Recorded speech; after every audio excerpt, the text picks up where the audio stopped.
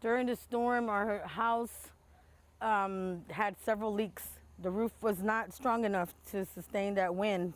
When Hurricane Irma hit this poor farming community on the edge of the Everglades, it took Maria Hackes's roof. Since then, things have become worse.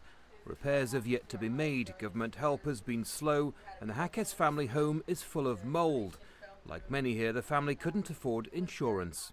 It's hard, even though they give you extra food stamps or whatever to the migrants or whatever it is, it's still hard.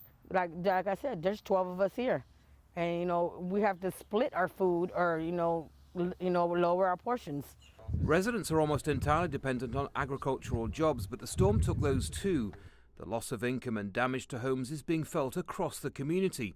In Immokalee community school built for migrants, teachers say even the children are being affected. Dad and mom worry about not having jobs, not having money for them. That's a lot of stress. Sometimes they don't have to buy money to buy the food, so that's a lot of stress for the children too, because if they're not eating well, they have a hard time coming to school and learn. In a city where more than half the population of 35,000 lives below the poverty line, they're used to fending for themselves. In the weeks following the storm, teams of volunteers have handed out food and supplies, and demand hasn't slowed.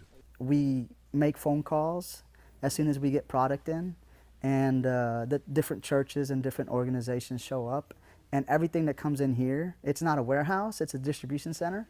So as soon as it comes in, it moves out. Immokalee was a poor farming community before Hurricane Irma hit, and once its immediate needs have been met, that's not going to change.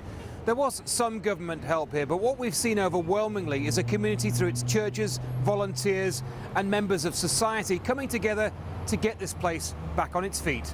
Andy Gallagher, Al Jazeera, Immokalee, Florida.